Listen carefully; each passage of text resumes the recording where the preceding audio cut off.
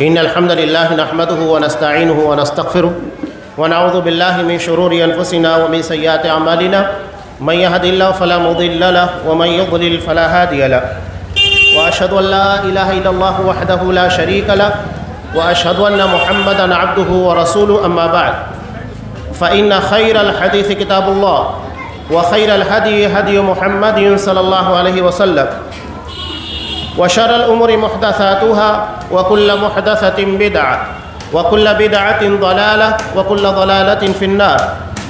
أعوذ بالله السميع العليم من الشيطان الرجيم. بسم الله الرحمن الرحيم. يا أيها الذين آمنوا اتقوا الله حق تقاته ولا تموتن إلا وأنتم مسلمون. يا أيها الناس اتقوا ربكم الذي خلقكم من نفس واحدة وخلق منها زوجها وبث منهما رجالا كثيرا ونساء واتقوا الله الذي تساءلون به والأرحام إن الله كان عليكم رقيبا. يا أيها الذين آمنوا اتقوا الله وقولوا قولا سديدا يصلح لكم أعمالكم ويغفر لكم ذنوبكم ومن يطع الله ورسوله فقد فاز فوزا عظيما. قال الله تبارك وتعالى من قتل نفسا بغير نفس أو فساد في الأرض فكأنما قتل الناس جميعا ومن أحياها فكأنما أحيا الناس جميعا.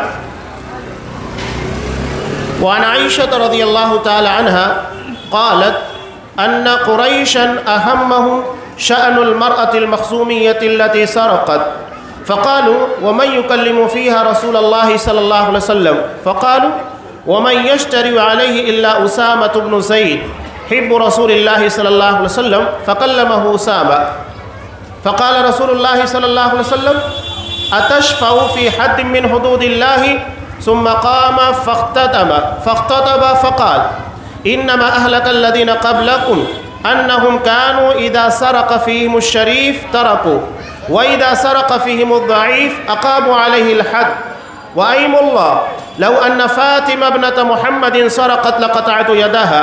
رواه البخاري في كتاب الحدود. تمام قسموں کی تعریفات اللہ رب العالمین وحدہ لا شریک کے لیے لائق و زیبا ہے جو ساری کائنات کا تنہا خالق و مالک ہے، اور بے شمار درود و سلام ہو اللہ کے آخری نبی جناب کریم محمد رسول اللہ صلی اللہ علیہ وسلم کی ذات مقدسہ پر. محترم سامعین، اسلام اور امن یہ دونوں ایک دوسرے کے لیے لازم و ملزوم ہے، اس لیے کہ اسلام کے بغیر امن کا تصور نہیں کیا جا سکتا، اور نہ ہی امن کا تصور اسلام کے بغیر ہو سکتا ہے. اسلام کا مطلب یہ ہوتا ہے پیس، امن، شانتی، اور نبی کریم صلی اللہ علیہ وسلم نے اس مذہب کے دھرم کے ماننے والوں کے تعلق سے کیا کہا؟ المسلم من سلم المسلمون من لسانہ ویدہ. حقیقت میں مسلمان وہ ہوتا ہے جس کی زبان اور جس کے کردار ان دونوں سے دوسرے لوگ محفوظ رہے، مسلمانوں کو کسی قسم کی تکلیف نہ ہو. یہ ایک مسلمان کی حقیقی پہچان ہے. صرف زبان سے کلمہ پڑھ لینا یہ آپ کو زبانی طور پر تو مسلمان بنا دیتا ہے، حقیقی طور پر مسلمان بننے کے لیے لازم ہے کہ ہماری زبان اور ہمارے کردار سے کسی کو تکلیف نہ پہنچے. زبان سے تکلیف آپ کسی کی غیبت کریں، زبان سے تکلیف آپ کسی کی چغلخوری کریں، زبان سے تکلیف آپ جھوٹ بولیں، زبان سے تکلیف آپ کسی کے حق میں جھوٹی گواہی دیں. یہ ساری شکلیں زبان سے تکلیف پہنچانے کی ہیں. گالیاں دیں، یہ سب کے سب زبان سے تکلیف پہنچانے والی چیزیں ہیں. چنانچہ آپ صلی اللہ علیہ وسلم نے ان تمام چیزوں کے پر پابندی لگا دی.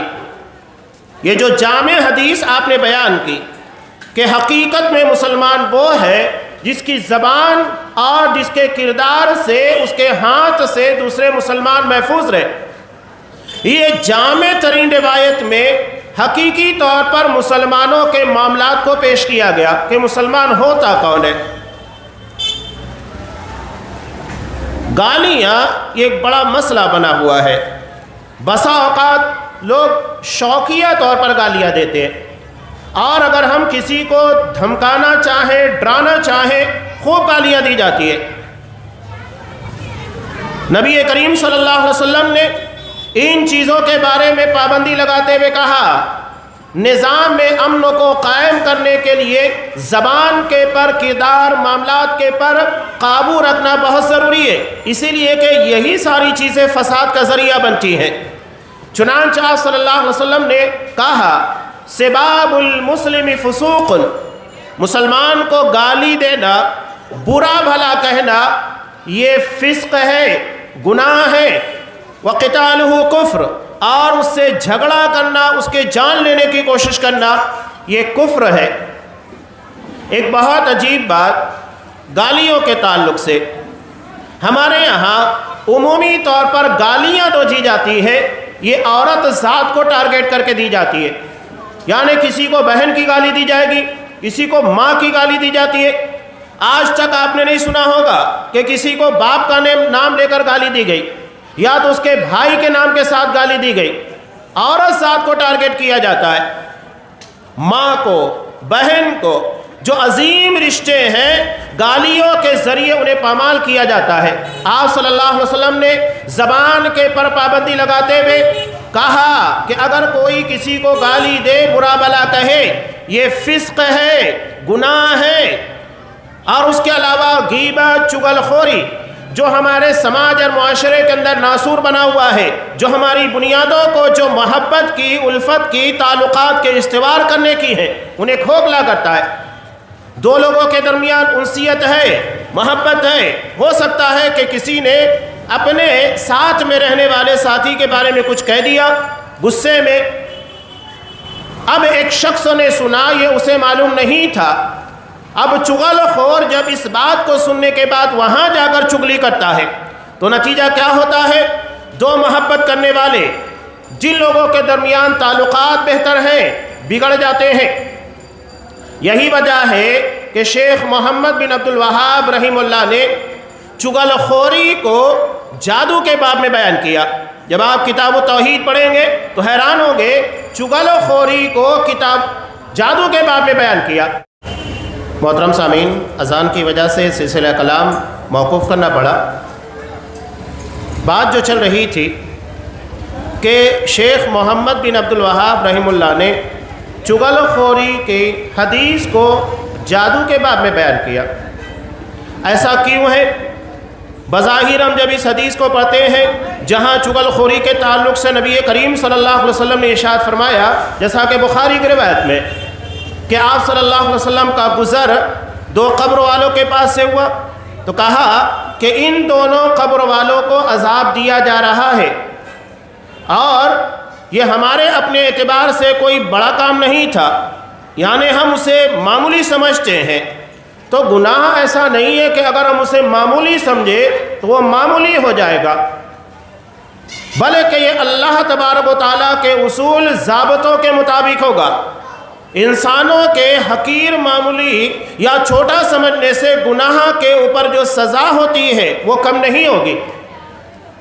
آپ صلی اللہ علیہ وسلم نے بیان فرمایا، اس میں ایک شخص وہ ہے جو پیشاب کے وقت لا یستتر من البول، پردہ پوشی نہیں کرتا تھا، یا اس کے بارے میں ترجمہ کرنے والے بیان کرتے ہیں کہ وہ پیشاب کے چھینٹوں سے نہیں بچتا تھا۔ اور دوسرا، نبی کریم صلی اللہ علیہ وسلم نے بیان کیا، یمشی بن نمیمہ، لوگوں کے درمیان چغل خوری کیا کرتا تھا۔ تو یہ عذاب قبر کا باعث ہے۔ شیخ محمد بن عبد الوہاب رحمہ اللہ نے اس حدیث کو جادو کے باب میں لا کر کیا بیان کرنا چاہا کہ چغل خوری اور جادو دونوں کا مقصد ایک ہوتا ہے۔ جادو کا مقصد کیا ہوتا ہے؟ لوگوں کو تکلیف پہنچانا اور میاں بیوی کے درمیان تفریق، جدائی ڈالنے کی کوشش کرنا، یعنی بنیادی طور پر جادو تکلیف پہنچانے کے لیے، جدائی ڈالنے کے لیے، تفریق پیدا کرنے کے لیے ہوتا ہے، اور چغل خوری کا مقصد بھی وہی ہے، جدائی ڈالنا۔ دو اچھے تعلق رکھنے والے، دو محبت کرنے والے لوگوں کے درمیان جدائی پیدا کرنے کی کوشش کرنا۔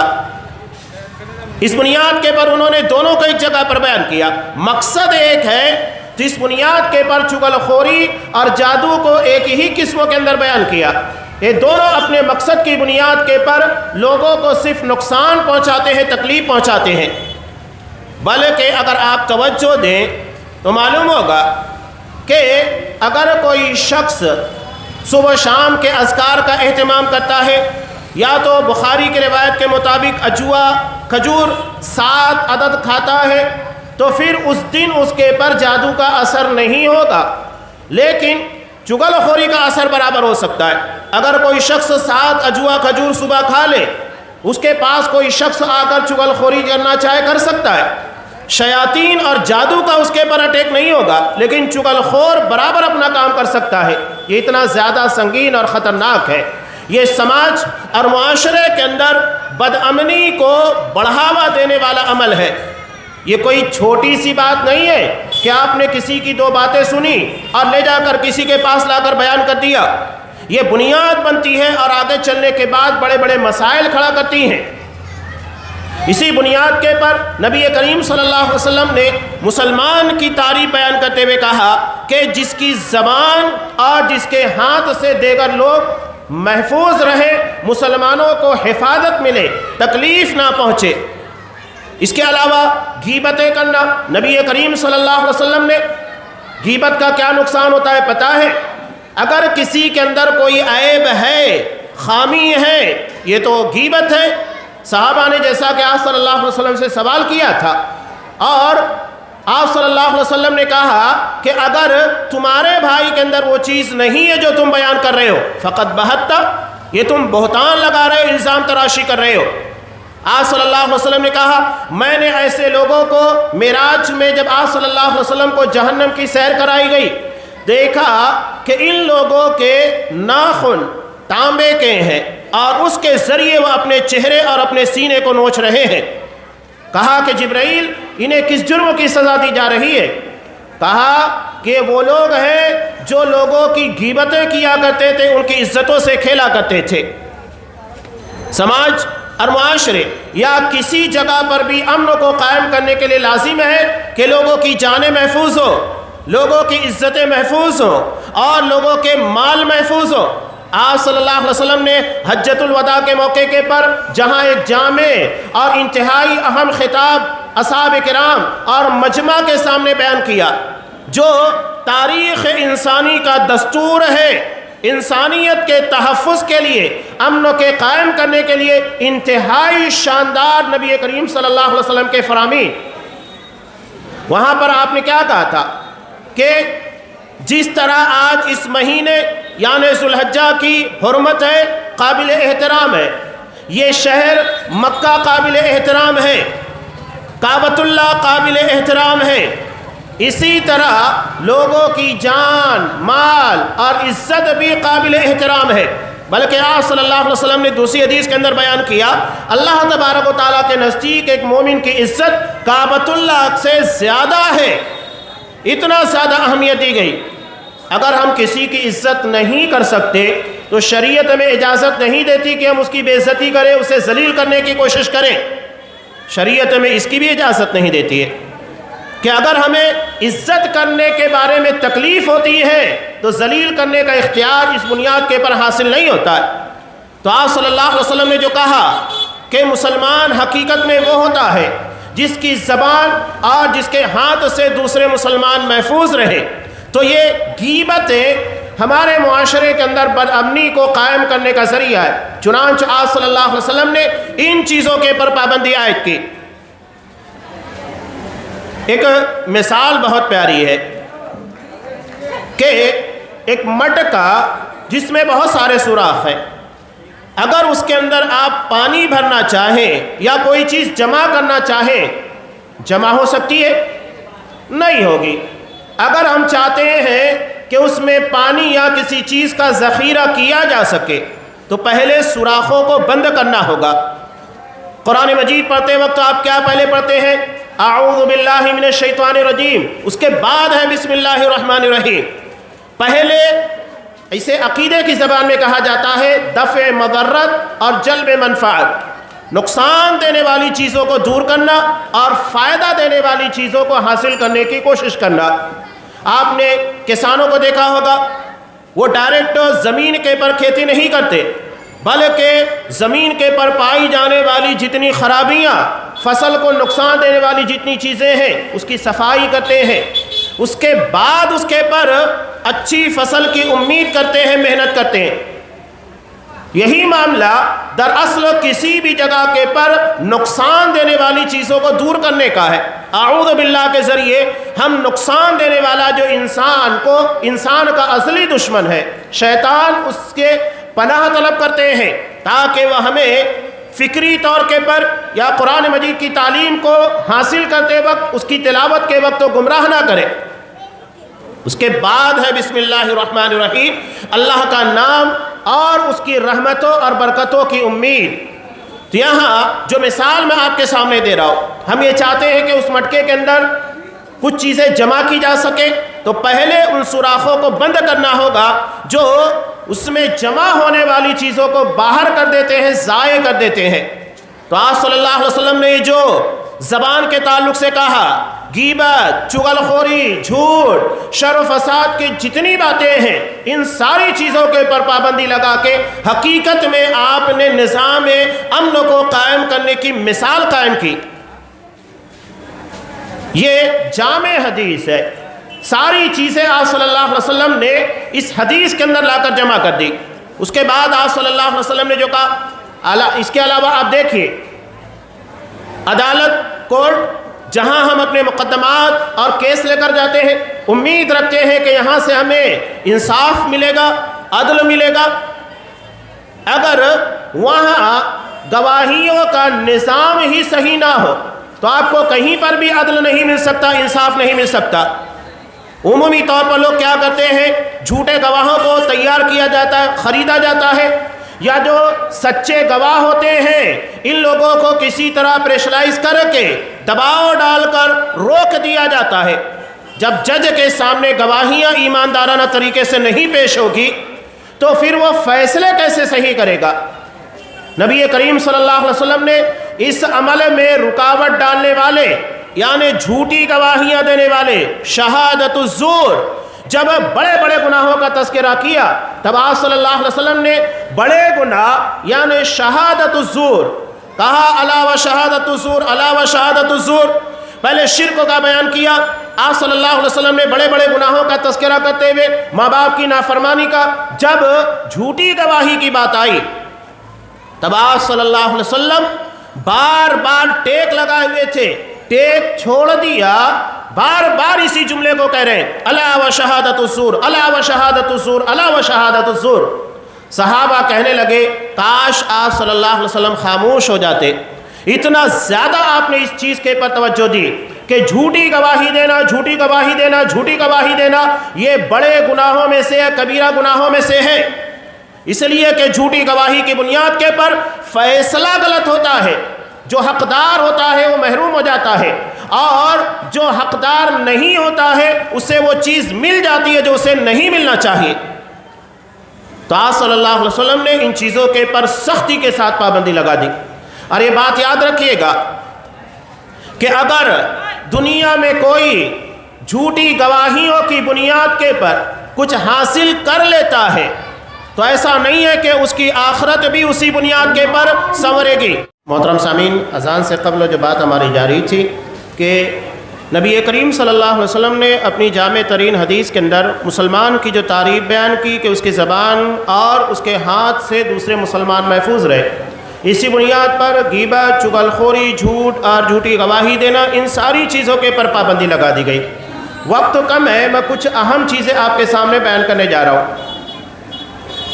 ایک بات یاد رکھیے، انتہائی شاندار اور انصاف پسند قانون کو بنا لینا یہ کمال نہیں ہے، بلکہ یہ عدل کا ایک اہم حصہ ہے، لیکن ان چیزوں کو بنانے کے بعد قوت نافذہ یعنی اس شاندار قانون کو نافذ کرنے والی قوت بھی ویسی ہونی چاہیے۔ اگر قانون بہت شاندار ہے لیکن قوت نافذہ کمزور ہے، قانون کو لاگو کر ہی نہیں پا رہی ہے، تو اتنے اہم قانون کا عدل کے پر مبنی احکام کا فائدہ کیا؟ یا قوت نافذہ بہت اچھی ہے قانون کو لاگو کرنے والی، لیکن قانون ہی کمزور ہے تو پھر بھی کوئی فائدہ نہیں۔ تو قانون کے بہتر ہونے کے ساتھ قوت نافذہ بھی صحیح ہونی چاہیے۔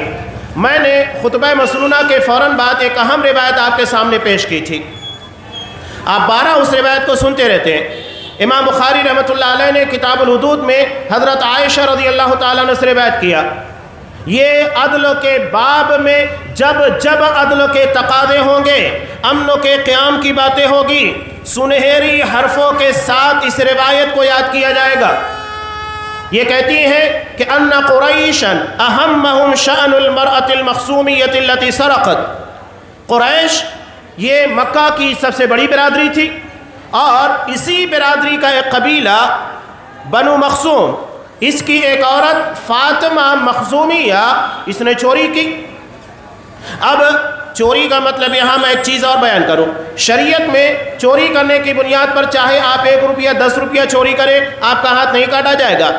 اس کے لیے جیسا کہ دوسری روایت کے اندر بیان کیا گیا ہے 3 درہم یا ربع دینار 1/4 دینار کے مساوی قیمت ہو یا اس سے زیادہ ہو تب اس کے پر چوری کی سزا لاگو ہوگی، ایسے نہیں ہوگی۔ اس سے اگر کم قیمت کی چیز کسی نے چوری کی ہے تو پھر یہ عدلیہ کو اختیار ہے، اسے جو سزا دینا چاہے دے، لیکن اس کا ہاتھ نہیں کاٹا جائے گا۔ اب آگے سنیے، فاطمہ مخزومیہ نے چوری کی۔ اب قریش برادری کی بنیاد کے پر یہ بات بہت گرا گزری کہ ہمارے اپنے قبیلے کی ایک عورت کے ہاتھ کو کاٹ دیا جائے گا۔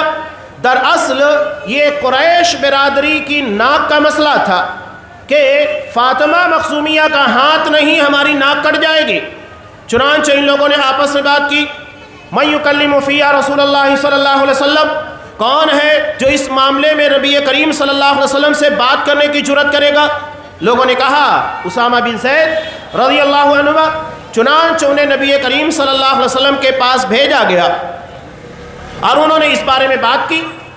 آپ صلی اللہ علیہ وسلم گرچہ اسامہ بن زید یہ آپ صلی اللہ علیہ وسلم کے چہیتے تھے، محبوب تھے، اس کے بعد بھی آپ نے ان کی بات نہیں مانی کہ عدل اور انصاف کے تقاضوں کو کسی محبوب شخصیت کی بنیاد کے پر قربان کر دیا جائے، جیسا کہ آج ہم دیکھتے ہیں اپنے قریبی محبوب یا جس کی بنیاد کے پر ہماری حکومتیں قائم ہوتی ہیں، اگر وہ قانون کی زد میں آتا ہے تو پھر وہاں قانون دم توڑ دیتا ہے، شخصیتیں اپنی جگہ کے پر قائم رہتی ہیں۔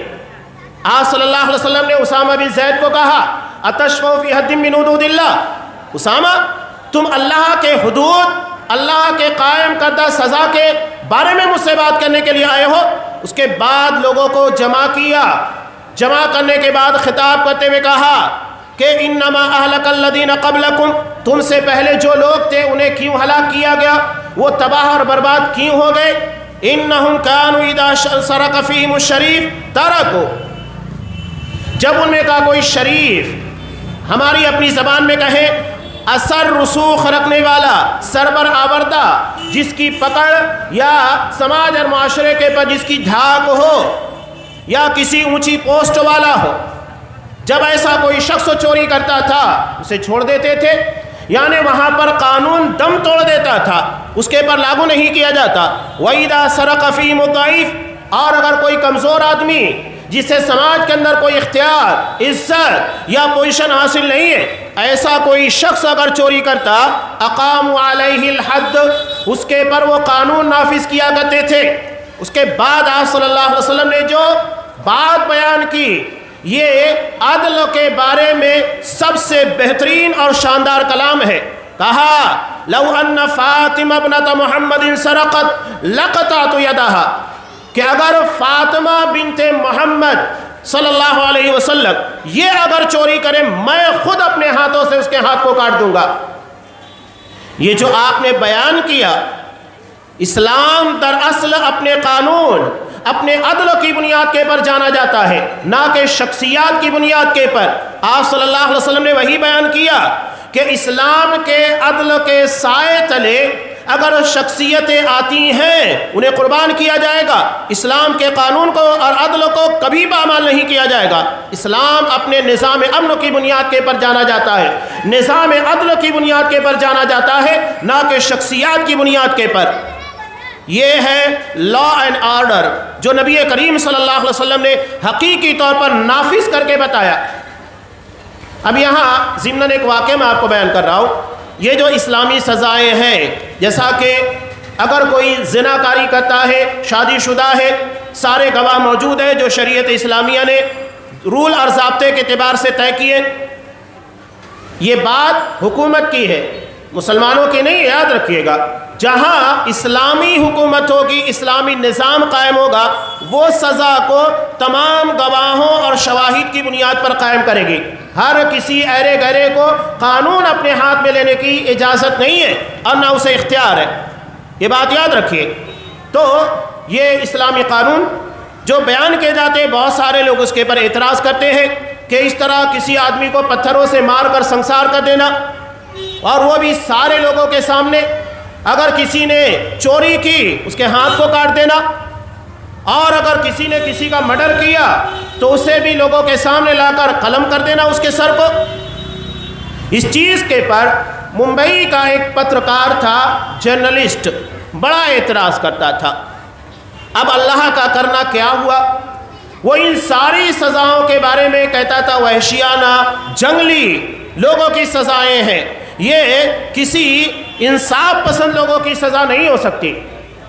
اب اللہ کا کرنا کیا ہوا، ایک مرتبہ اس کی ماں بیمار پڑی اور اسے بلڈ کی، خون کی سخت ضرورت تھی۔ یہ آدمی پہلے بینک جاتا ہے، بینک سے پیسے نکالتا ہے تاکہ اپنی ماں کے لیے خون خرید سکے۔ اب جب یہ بینک سے روپیے نکال کر اپنی ماں کے لیے خون خریدنے کے لیے بلڈ بینک جا رہا تھا، وہاں جانے کے بعد جب وہ اپنے جیب میں ہاتھ ڈالتا ہے تو پتہ لگتا ہے کسی نے ہاتھ کی صفائی دکھا دی ہے۔ انتہائی شدید غصے میں، ماں موت اور زندگی کی جنگ لڑ رہی ہے، اسے خون کی ضرورت ہے اور خون لینے کے لیے پیسے کی ضرورت ہے، اور پیسہ اس کی جیب میں ہے نہیں، کسی نے چوری کر لیا۔